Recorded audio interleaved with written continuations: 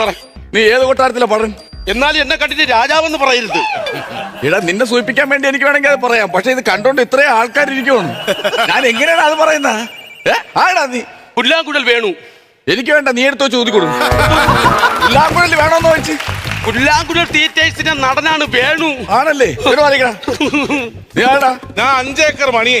നിന്റെ വസ്തുവിന്റെ അളവ് ഞാൻ ചോദിച്ചില്ല, പേരാണ് ചോദിച്ചത്. പേര് പറയടാ. അല്ല സാറേ, എന്റെ വീട്ടുകാരുടെ ചേർത്താണ് പറഞ്ഞത് 5 ഏക്കർ മണിയെന്ന്. തന്നെ? ഞാൻ ഇപ്പൊ 1.5 സെന്റിൽ ഒരു കൊച്ചു വീട് വെച്ച് താമസിക്കും. അത് ശരി. 1.5 സെന്റിൽ ഒരു വീടും വെച്ച് താമസിച്ചിട്ട് 5 ഏക്കർ മണിയെന്ന് പേരാ? 1.5 സെന്റിൽ ഒരു കൊച്ചു കോട്ട മണിയാത്തെന്താ? അതിന് അപ്പൊ ബേപ്പൂർ കോട്ട മണിയെന്ന് നിനക്ക് പേരിടായിരുന്നു. അപ്പൊ 5 ഏക്കർ എന്താടാ പ്രശ്നം? എന്താടാ അമ്പലം? സാറേ ഞാൻ പറഞ്ഞുതരാം. കഴിഞ്ഞ വർഷം ഇവിടെ ബാലയ്ക്ക് വന്നതാണ്. എന്റെ പെങ്ങളെ കൈയും കാലും കാണിച്ചവൻ വിളിച്ചിറക്കിട്ട് പൊക്കളഞ്ഞു. അറിയാമോ സാറിന്? എടാ ബാല കളിക്കാൻ വന്നിട്ട് നാട്ടിലെ പെമ്പിളരെ വിളിച്ചോണ്ട് പോക്കാണോ എന്റെ പരിപാടി? ആടാടാ? അത് സാറേ, ഞാനും തൊട്ടുപുട്ട രാജച്ചേട്ടനും